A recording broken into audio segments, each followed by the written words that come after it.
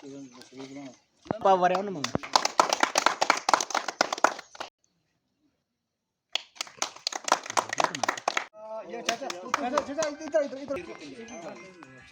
Hello guys, welcome to my channel खंड मिठे लोग। तो दर्शकों, आज हम मौजूद हैं block district Ramban block Gandhari के जो गांधरी पंचायत का बरनाल इलाका है, वहाँ पे हम मौजूद हैं।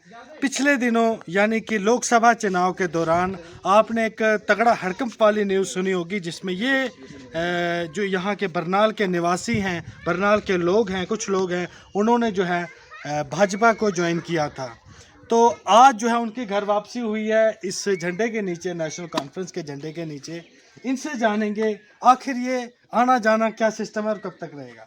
तो हमारे साथ सबसे पहले मौजूद हैं जी सर, सबसे पहले जनता को आप अपना नाम बताइए। शुक्रिया तोसीफ भाई, मेरा नाम बजरुद्दीन जी बजरुद्दीन जी, आप हमें बताइए, आज आपने नेशनल कॉन्फ्रेंस ज्वाइन की, काफ़ी जोश और जज्बे के साथ आपने स्पीच भी की, बड़ा जज्बा दिखा। तो एक सवाल हम आपसे पूछना चाहते हैं, जो जनरल सवाल बनता भी है, आपने लोकसभा चुनाव के दौरान में भाजपा क्यों ज्वाइन की थी, पहले ये बताइए हमें। शुक्रिया तोसीफ भाई, जो हमने पिछले ये लोकसभा चुनाव में आप बोल रहे हैं कि ज्वाइनिंग का मसला, जो बीजेपी ज्वाइन की थी हमने, हमारा कुछ इशू था, कोई हमारा कोई पार्टी के साथ कुछ ज़ाती अदावत नहीं थी। हमारे जो यहाँ के नेशनल कॉन्फ्रेंस के जो सीनियर वर्कर थे, हमारे उनके साथ कुछ अदावत थी। उसकी बिना पर हमने जो पार्टी को रिज़ाइन देकर हमने भारतीय जनता पार्टी का दामन थामा था। जी जी। तो वो जो हमारे इश्यूज़ थे, वो आज इंशाल्लाह जो हमारी डीडीसी शमीमा अख्तर जी ने हमारा वो इशू जो था वो मसला हल कर दिया, और आज हम वापस मुड़ के लेकिन एक और प्रश्न है यहाँ पे, जो आपने जब ज्वाइन किया, क्या उम्मीदों से ज्वाइन किया था? वहाँ पे भाजपा में आप गए थे, क्या उम्मीदें थी वहाँ पे, क्या वहाँ पे पूरा नहीं हुआ कुछ भी, इसलिए? उम्मीदें वो पूरी होने का मसला नहीं था हमारा ज़ाती। बाद में आपको बताऊं कि हमारा मसला ये था कि हमने बार बार रिक्वेस्ट की कि हमारा का, हमने कहा हमारा कुछ जो आपको पता भी है कि हमारा मसला जो पानी का मसला चल रहा था, उसमें हमारे जो कुछ हमारे सीनियर वर्कर थे, उन्होंने कुछ अल्फाज कुछ गलत बोलते, उसकी वजह से हम ये सोच कर नहीं गए थे कि हमें भाजपा हमें कुछ देगी। वो हमें पता है कि इधर से क्या मिलना है। जहाँ हम 50-60 साल से अगर हम जहाँ से जिनके साथ चल रहे थे, उधर से अगर हम ना उम्मीद और तो इधर क्या मिलेगा। मगर लेकिन नहीं सर, लास्ट आपकी वीडियो ऑन रिकॉर्ड है, आपने कहा था कि भाजपा ये करेगी, हमारी मैडम जी ये करेंगी आज।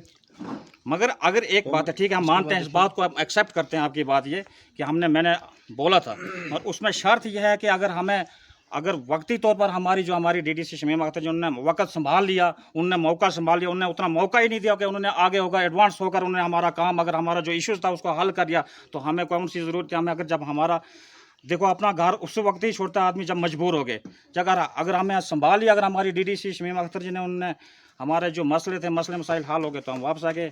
जी बहुत बहुत धन्यवाद। तो हमारे साथ यहाँ पे मौजूद हैं, तो साथ में मैं एक शायर भी सुना देते हैं।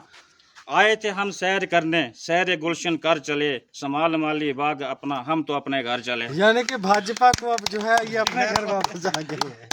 तो हमारे साथ मौजूद हैं नेशनल कॉन्फ्रेंस के, जो इस समय मैं कहता हूँ पूरे ब्लॉक में, क्या पूरे डिस्ट्रिक्ट में सबसे एक्टिव है सजाद साहब, जो कि ब्लॉक यूथ प्रेसिडेंट है गांधरी के। सजाद साहब, सबसे पहले तो स्वागत है आपका।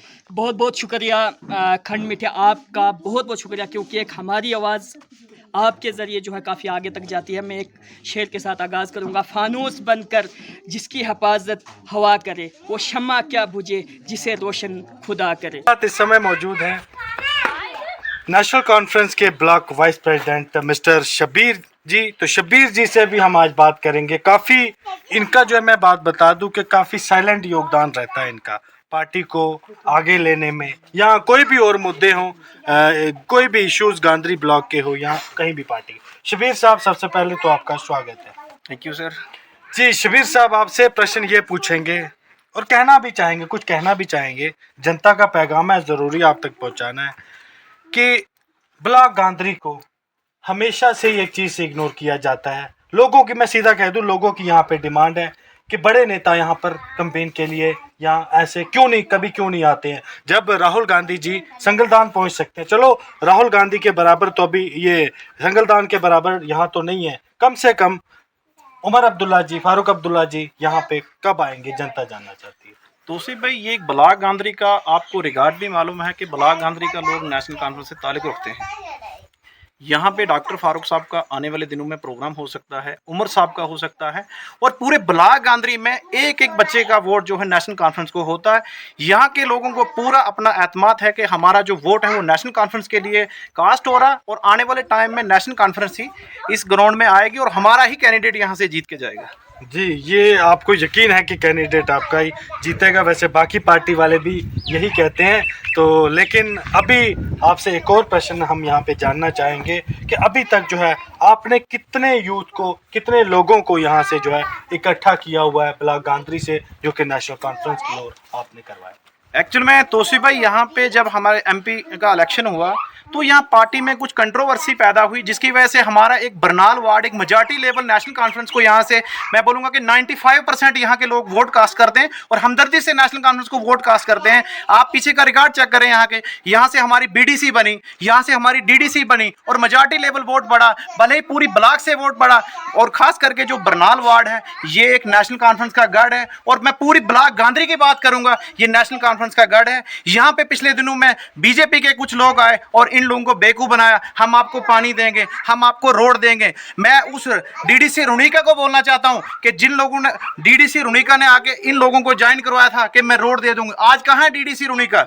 मैं उससे सवाल पूछना चाहता हूं। उसके बाद यहाँ पे हमने अपने लेवल से मसला हल किया, लोग हमारे पास आए, ये लोग नेशनल कॉन्फ्रेंस में थे, इनको किसी तरीके से गुमराह किया गया। आज फिर इनने रीज्वाइन किया है, हमारे बजरुद्दीन साहब हो गए, अरशद भाई हो गए, इनकी चाह थी कि हम नेशनल कॉन्फ्रेंस के साथ रहें और ये हमारे बीच में जुड़े हुए। इंशाल्लाह इनकी डिमांड होगी जो हम वो हद तक पूरी करेंगे और इंशाल्लाह इनके साथ हैं हम। जी, आखिरी प्रश्न एक आप बता दीजिए कि आपको क्या लगता है, आप भी कोई अनुमान लगाते होंगे, क्या लगता है कि नेशनल कॉन्फ्रेंस का जो कैंडिडेट है यहाँ से श्री अर्जुन जी कितने वोटों से यहाँ विजय होकर आगे जाएंगे? भैया वोटों की बात ही नहीं, यहाँ का बच्चा बच्चा, बुजुर्ग, नौजवान, बहनें सब उनके साथ हैं। क्या बात कर रहे हो आप? 8 तारीख को देखिए क्या होता है यहाँ पे। एक यहाँ पे सलाम आने वाला है, अर्जुन सिंह राजू एक बेस्ट कैंडिडेट है, जिसकी वजह से पूरी ब्लॉक गांधरी, पूरे रामबन कॉन्स्टिट्यूएंसी ने मैंडेट के लिए झगड़ा किया। और मैं शुक्रगुजार हूं डॉक्टर फारूक अब्दुल्ला साहब का, उसके बाद उमर साहब का, और जो पार्टी ने फैसला लिया मैंडेट का यहाँ पे, ये लोगों के हिक में लिया। इंशाल्लाह जीत राजू साहब की होगी और 100% होगी। जी, 100% जीत होगी। तो यही था कहना यहाँ के जो हमारे युवा नेता और यहाँ के जो लोग थे, आज इन्होंने नेशनल कॉन्फ्रेंस का दामन थामा है।